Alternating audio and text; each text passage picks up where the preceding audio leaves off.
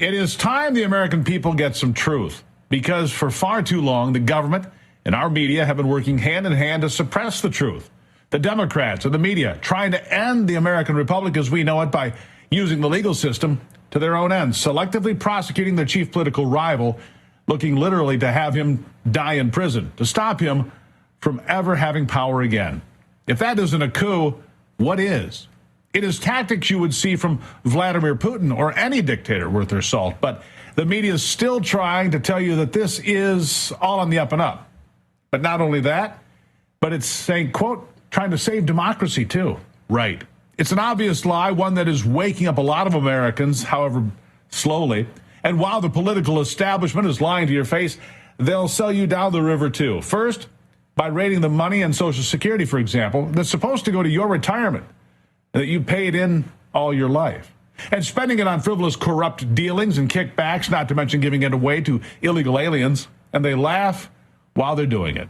And then by selling out the country as a whole to enrich their own families, which seems to be exactly what Joe Biden has done for a very long time. More proof of that today from Tony Bobulinski, Hunter Biden's former business partner, who is testifying on Capitol Hill in front of the House Oversight Committee. And frankly, he was on fire. He started with this. I sit here today under oath for one reason and one reason only. The American people deserve to hear the truth. Though the truth involving the deep corruption of the Biden family, including the malfeasance of the sitting president of the United States, might be raw and unpleasant, the American people must hear it. And there's that pesky word again, the truth. And what is the truth? Well, Mr. Bobulinski spelled it out for everyone to hear time and time again. Listen, here's more. Here's just one egregious example of Hunter's perjury. He lied to the committee on important details concerning his money demands and threats to CFC in text messages on July 30th and 31st, 2017. He leveraged his father's presence next to him in that infamous text to strong-arm CFC to paying Hunter immediately. Jim Biden also lied extensively throughout his transcribed interview on February 21st and perjured himself. An example of that, on page 100 of his transcript, Jim is asked specifically, do you recall having a meeting with Hunter Biden, Tony Bobulinski, and Joe Biden? Jim's response, absolutely not. The committee was so shocked by his perjury that they asked him the same question multiple times. Each time he denied meeting with me and Joe Biden.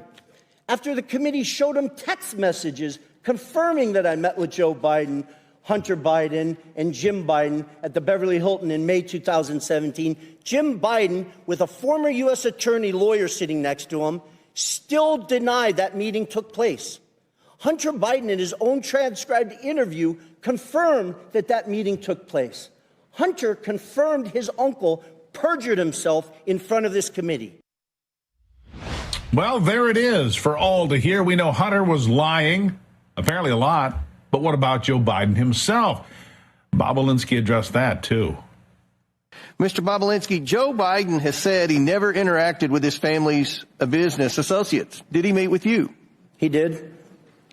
In fact, are you aware that Joe Biden also met with... I'm sorry, Mr. Chairman. He did multiple times. So again, the question has to be asked, why did Joe Biden lie about meeting with Hunter's business partners if there was nothing to hide, and why did he do it so many times? And here's the answer from today that really should put all of this to bed, all of it. Here it is. Mr. Bobulinski, who's the big guy? Joe Biden. Are you sure about that? Because when... Jordan, Joe Biden. You sure? I'm 1,000% sure. There it is. Look, we know what the truth is. Even though the government and the media pals they have are trying to hide it from us or lie about it or twist it, the truth is Joe Biden and his family are lying.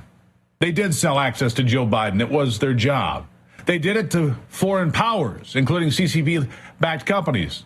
And because of that, he's not fit to be in the Oval Office, period. It's a huge scandal. But unfortunately for us, the American people, it gets worse. Because not only is our political establishment selling us out for their own gain again, they're putting non-Americans before American citizens as well.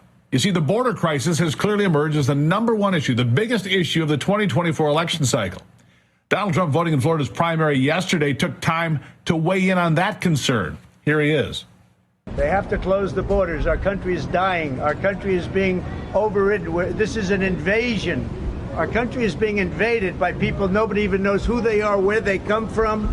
Millions of people, I predict 15 million people within a short period of time, probably have 15 million people already. That's bigger than most states. And these people come from the wrong places. They're coming from very bad places. There's no checks, there's no balances. It's a disgrace. What's happening to our country is a disgrace. We have to close the border, let people come in, but they have to come in legally. And look, the impact on the nation from the invasion is being felt everywhere, not just big cities. You hear about Lake and Riley. You hear the names I read for you here on this program. The people that have died, but there are thousands and thousands of names you will never hear that have also been sacrificed on the altar of progressive woke politics. Families and friends that suffer in the shadows because for some reason their pain doesn't seem to matter. It doesn't get them on the evening news. Their loss is not important enough to elicit an outpouring of grief and support.